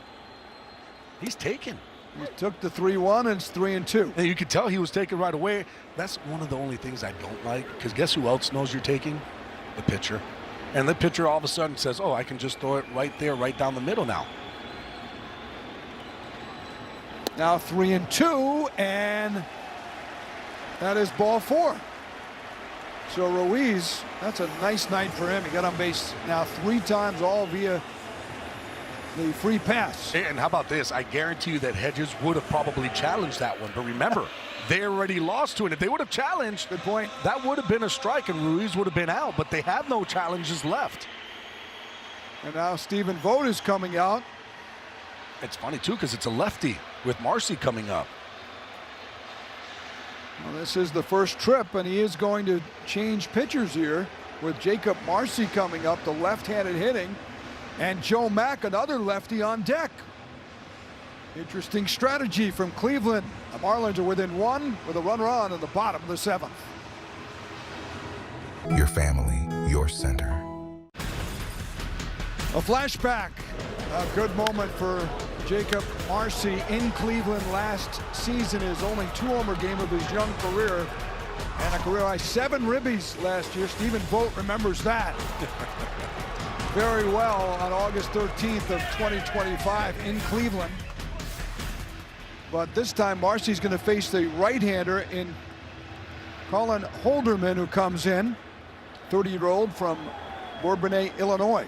It's high octane coming at you. It's a good sinking fastball at 97 miles an hour. He'll throw a sweeper and a curveball. Those really are the 3 main pitches. Base hit for Marcy. It got through under the glove of Bazana. Going to third is Ruiz with that great speed. And the Marlins have first and third and 1 out, down by only 1 now here at Lone Depot Park. They did not even have a hit until the last inning. You got to love that. Staying right on the fastball. Marcy takes it, drives it right back up the box. 95-mile-an-hour sinker catches too much of the plate. And Marcy, who usually is passive and is not going up there swinging, he's starting to feel it now, though. He's starting to feel good. So what happens? You're going to start to let it go a little bit earlier in the count. That's just his 9th hit on the first pitch this year, to your point. And a big one here. Now Joe Mack is up. And I got to imagine the Marlins are happy to see a right-hander, especially these lefty bats with Holderman in, despite his good stuff. And there's one of those good pitches, the sweeper for a strike. Mack is 0 for 2, 2 ground balls in the infield. Yeah, guys off the sweeper only hitting 093, hitting 200 off that sinker. Infield is at middle depth up the middle. They're looking for 2. That pitch is inside at the corners. They are in at the bag, so they can have an option. I don't think there's any question Ruiz is going on a ground ball. Oh, absolutely. This scenario. There's one out. You're definitely going on contact. And not only that, look where everybody's playing. You're kind of shifted on that right side. There's a lot of open space to that left. How about where Ruiz is, Gabby? On the inside in fair territory at third base. So this is something, too, that I talked to Clayton McCullough about, because we saw it a couple games ago. And I said, Clayton, when has this taking leads from the inside of third base, when did this start to happen? And he said, you know what? It's something that we've been talking about it, especially with a lefty hitter. We want to eliminate the back throw from the catcher. And one way of doing that is actually being on that fair territory. Fair territory. Very unusual. He's inside that line. So if he gets hit by a line drive, he's out, which is why usually they would say, back off. Growing up, all you heard is foul territory in case that ball hits you. The Marlins have decided that that doesn't really happen all that much, maybe 1 in 2 years. But the back throws, they do happen. So thought process is, if you're there, you're eliminating that throw to third. 2-2 pitch. Mack ground ball foul. Now you see where Ruiz is. He certainly will have a direct line to the plate. Direct line to the plate, you're eliminating the back pick. And that was the thing that Clayton McCullough told me. We want to eliminate that back pick. We only do it against lefties, because righties, you do have that play where a righty kind of blocks the throw, so they have to go behind you. So then you're basically in that spot.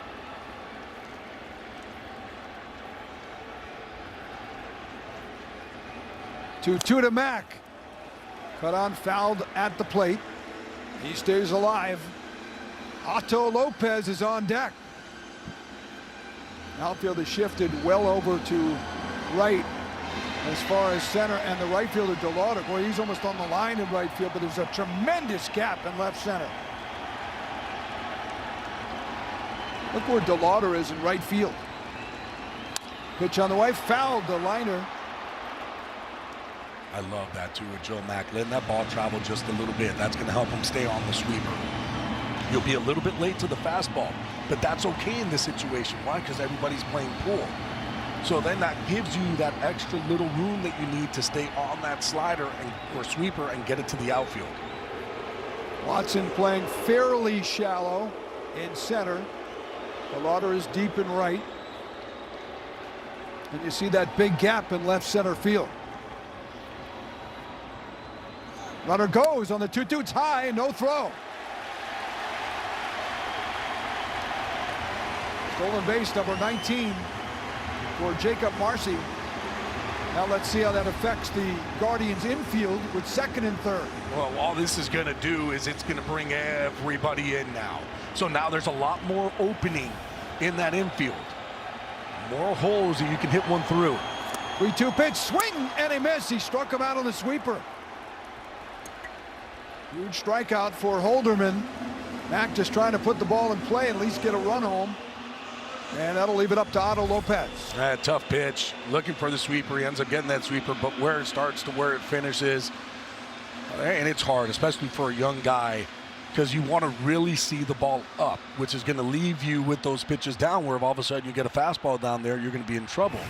But it will eliminate you swinging at those. So here's Otto, 317 hitter with runners in scoring position this year. Had a chance in the third and hit a fly ball to right field. Second and third, 2 outs. The Guardians lead by 1. And that's over, 1-1. You need that automatic to come through right here. Infield's all the way back, normal depth with 2 outs. Still a huge opening on that right side of the field, and guess who likes to go there? Otto Lopez.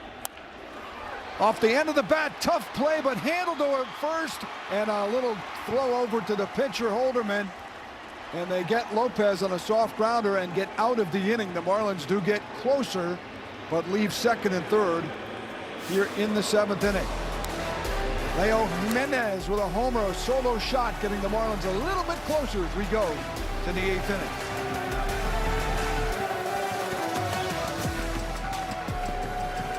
Always running. A goal of an MLB fan, seeing it all. The MLB Journey to 30 sweepstakes presented by T-Mobile is the ultimate bucket list. Enter now for your chance to win trips to all 30 ballparks. MLB.com/journey to 30 sweeps. Good ball game tonight. Boy, we've said that a lot in this first half of the season. Top of the 8th inning. Marlins trying to extend their winning streak to 7. And we're down 3-0. It's now 3-2. Sandy's night is done. Ryan Gusto comes in for Miami. I mean, a little bit of a surprise because we had heard that he might be starting on that Sunday. But they decided, you know what, this is a right pocket for him right now. Steven Quanta's up, takes the ball. He's going to be able to let it out a little bit, too. He's got that good fastball. When you're as a starter, though, you kind of will reel back just a little bit. When you're coming in out of the pen, though, you can let it eat. Marlins are going to challenge. Are they? No, they're not going to challenge that one. Oh, they are. They are challenging this one. I thought it was a little up. I didn't see the ump make the. Yep. Call's confirmed. Call. Pitch is a ball. It is a Miami ball. has 1 challenge remaining. 2-0 count. Not a bad idea here in the 8th inning. If he thought it was going to be a strike, you're not always right. No. Look, I understand. I just Got two. The certain situation of where you're in, you know, with nobody on. And a new pitcher coming in, trying to get him a strike, get him going. Now it's 3-0.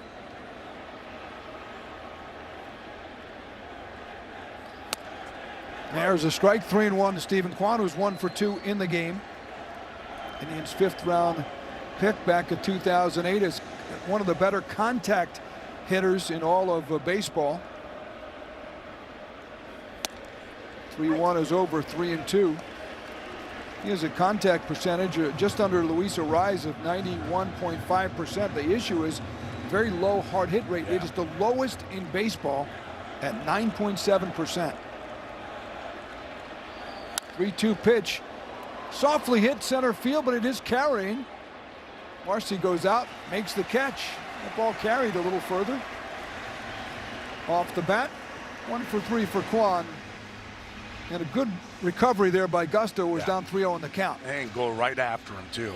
Here's the fastball, and this is what you're going to have to hit. Down on the count, you've earned your fastball. He's able to get the out. Now you're all of a sudden going to that top of the lineup, though. You got to keep the game right here. You're Ryan Gusto. Travis Bazzana is up. He's 0 for 2 and had a sacrifice fly in the 5th inning that made it 3-0 at the time. Guardians.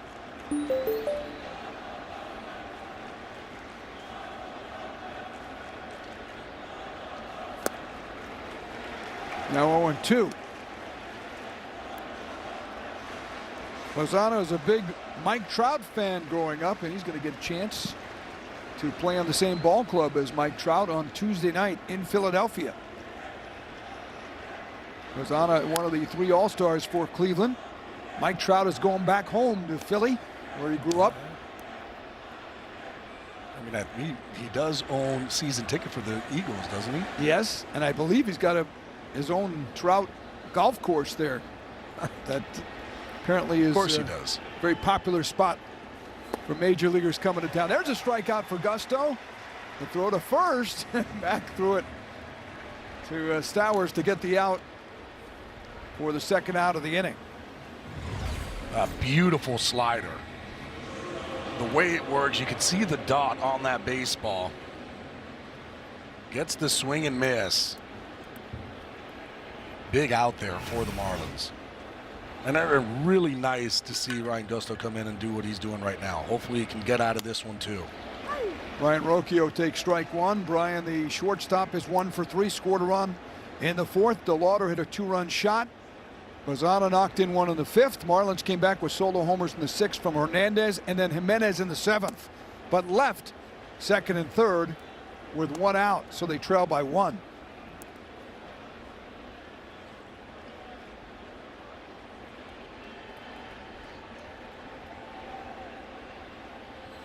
One pitch. Well, you know the Marlins must be hot. Even Marlins man has come out to the ball game tonight.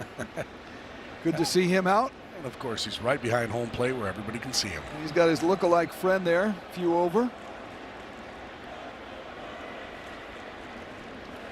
2-1 pitch, ground ball, tough bounce. Stowers goes back to handle and throws to Gusto. Good job, 1-2-3 inning. For Ryan Gusto, 3-2. We go to the bottom of the 8th. This is it. Want to take home a piece of Marlins history? Don't miss the Legends Pin Series tomorrow, 4:10 p.m. Your ticket includes a Legends level seat and a limited edition Charles Johnson collector's pin. Get your tickets, marlins.com/pin series. Great years, one of those at the expense of the Cleveland franchise in '97. New pitcher in the game for Cleveland will not change the decision for Clayton McCullough to send a right-handed hitter up, because it is the hot Heriberto Hernandez, who's 1 for 2 with a homer, but he'll face the burly right-hander Hunter Gaddis, 6'6", 260 from Canton, Georgia, in his 5th major league season. Yeah, he's been really good this year too. Really just utilizes 3 different pitches: a slider, a four-seam fastball, and a changeup. That four-seam fastball is about mid-90s. That slider has been a really good pitch for him this season. He's 34 years of age. You saw that ERA under 3 this year. His career ERA is 3.35 in 196 games. This is the confidence, I think, in Heriberto Hernandez in a spot like this, where we have seen lefties come up and pinch hit against the righty. He got him on a changeup there. And this is why things like this, he has 13 home runs now. Yeah, I mean, and here's the thing too, Clayton McCullough, I've talked with him about Hernandez, and he said, look, Hernandez is a guy that can hit righties and lefties. I really don't need to take him out because he does apply that power. And especially the way that he's swinging the bat now. Remember, when he got sent down, he had to work on things. And a lot of what he wanted to work on was being more aggressive, especially early on. And that's exactly what he did. As soon as he came back up, you saw more of an aggressive swing, and ball started to leave the yard. He's now tied with Liam Hicks for the team lead in home runs. Down on the count here, though, 0-2. Again, off-speed pitch, the changeup, just 79 miles an hour.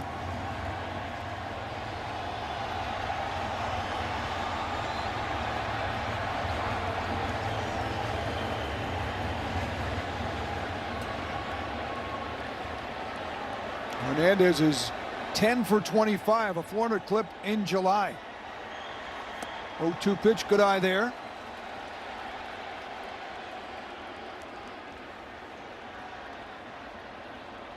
He's hitting now 283 since May 12th. And a big June. Long drive, right field and deep. Moving over is Watson, though, with some room. Nearly bumped into DeLauder and makes the catch on the warning track. Well hit by Hernandez.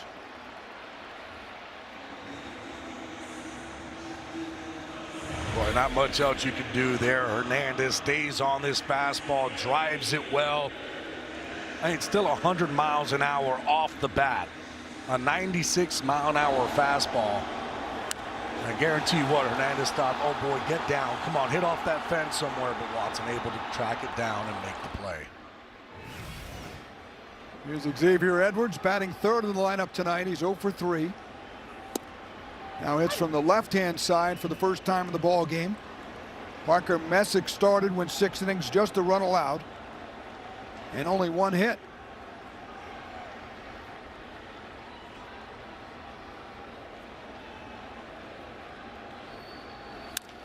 There's a line shot, base hit for Edwards. His first hit of the ball game. Only the 4th hit for Miami, and all have come in the last 3 innings. It's going to be interesting here too with Xavier Edwards at first base after we take a look at the hit off the slider.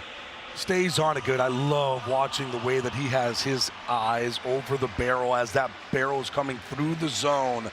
Head doesn't move, watches it as it just sails over the shortstop's head. Beautiful swing. If he's going to take off here or not. Ground ball softly at foul from Sanoa. Yeah, it looks like he wants to run over there too. Xavier Edwards on that first one looks like he started to shuffle out. So it looks like he might try to be aggressive and get himself into scoring position. It's a big lead at first. Edwards does have 13 steals this year. He's been caught 3 times, throw over to first. He's back. He knew something too, because he started to work his way back before the pick. This crowd is getting into it tonight. Loving it. They're booing Gaddis on that throw.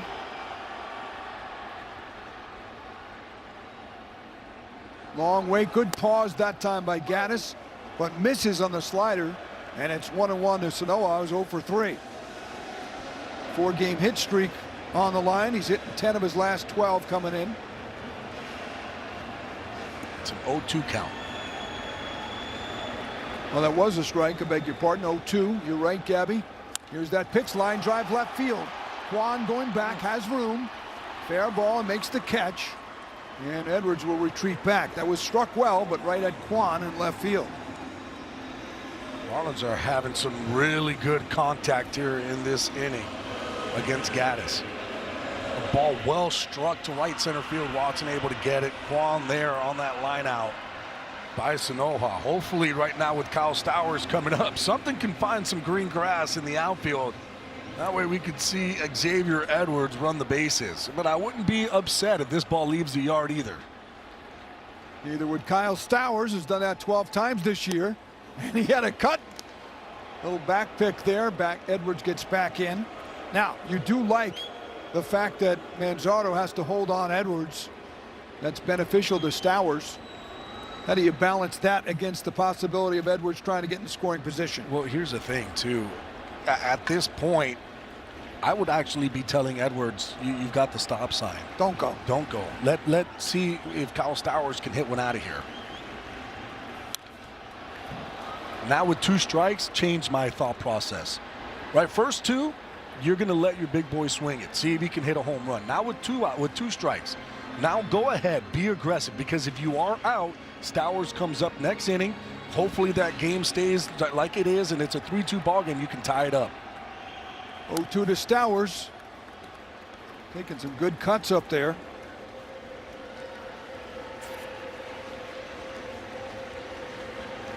Kyle is 4th in the major leagues in hard hit rate. Important stat. 55%. James Wood is the leader at 60%. Hard hits just translate into not only slugging, but homers. Extra base hits. Just trying to barrel it up if you can. 0-2 pitch, couldn't do it. Got him on the changeup. Marlins leave a runner. We'll go to the 9th, 3-2 Cleveland. We're celebrating. Marlins baseball is presented by the Wells Fargo Active Cash Credit Card. Earn unlimited % cash rewards on purchases. Terms apply.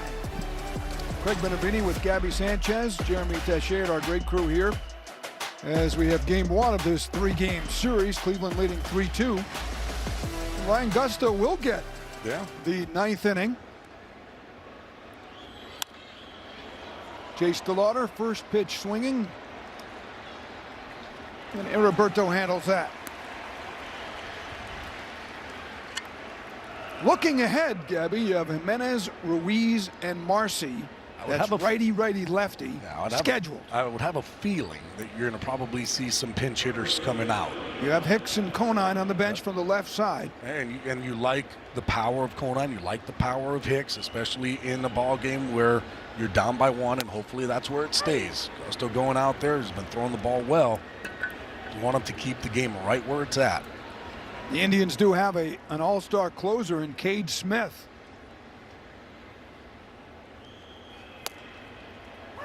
Here's a strike to Kyle Manzardo.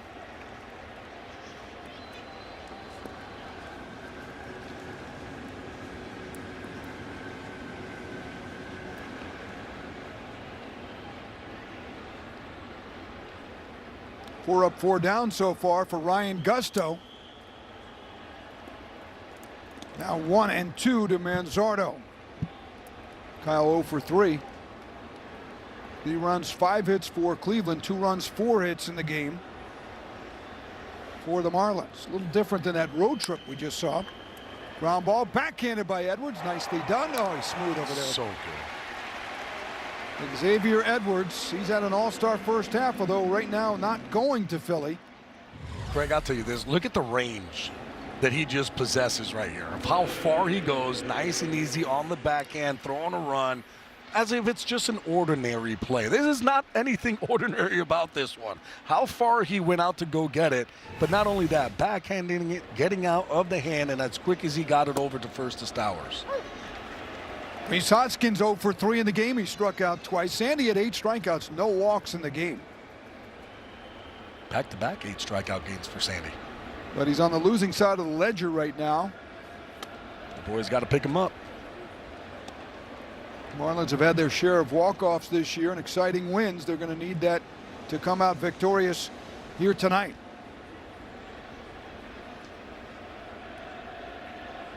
Gusto trying to send it to a 1-run game in the bottom of the ninth. Got him on the 1-1 sweeper.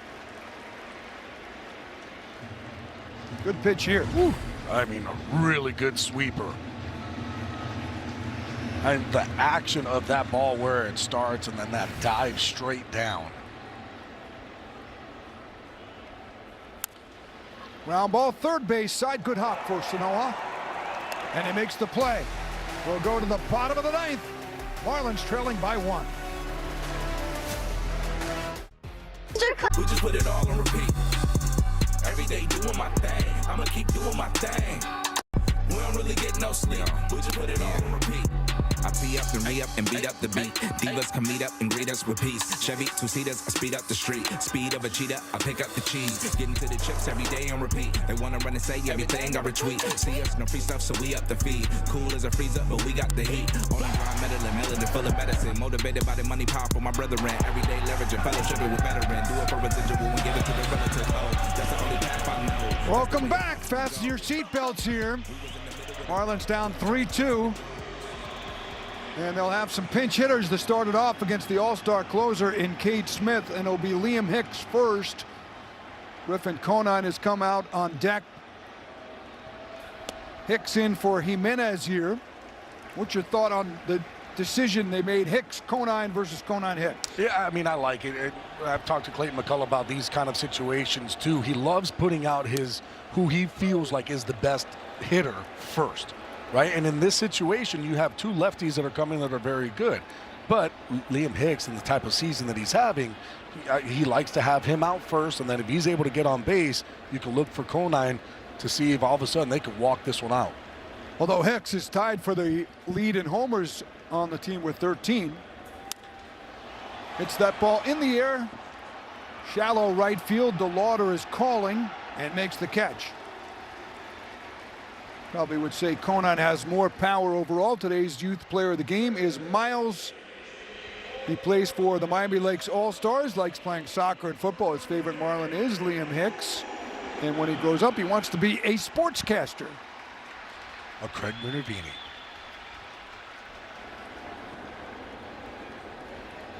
Might follow Liam Hicks. That might be a better route. But hey, a lot of us that cannot play the game to the level of Gabby Sanchez and major league players, it's one of the things we get interested in as a player on the amateur level, and take that interest into following sports for a living. All right, here's Conine with 1 out.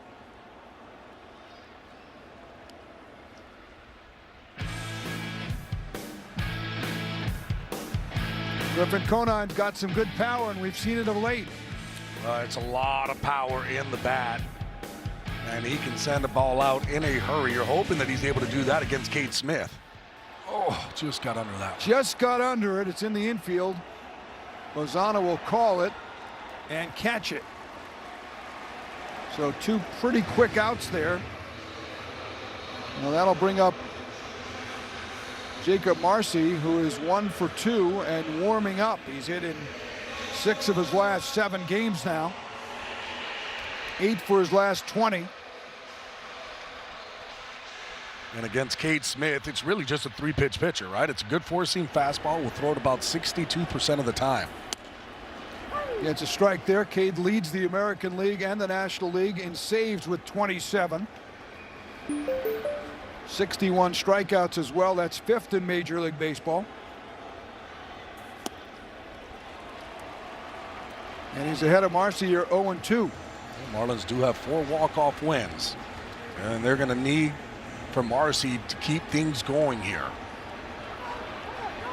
And just called time to get himself out and get himself in the right headspace. If Marcy can get on, Joe Mack will be up, representing the winning run. And for Marcy right now, I mean, there's really 2 pitches that he's going to probably get, a split finger or that four-seam fastball. Hit in the air to left field, Stephen Kwan. And the Marlins' 6-game winning streak is over. A good ball game tonight, but Cleveland takes it. They had a 3-0 lead, Gabby. They hung on to win it 3-2. And the rookie, Parker Messick, gets his 8th victory of the season, and they hand Sandy Alcantara a rare loss. He's 10-5 now. Yeah, I mean, for the Marlins, they did have some outburst of power. A couple guys hitting home runs.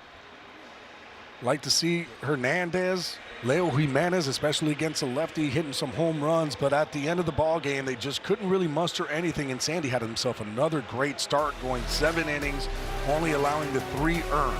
Had some good chances, left 2 on in the 5th, 2 on in the 7th. Couple of solo homers for Miami, but they come up a buck short here tonight, losing by the final of 3-2. Guardians and Marlins coming up. Our coverage tomorrow will begin at 3:45. Stay tuned, though. Our post-game show is coming up next with Craig Mish and Rod Allen, and post-game coverage from the clubhouse as well. Our entire great crew and Gabby Sanchez and Craig Benavides. So long.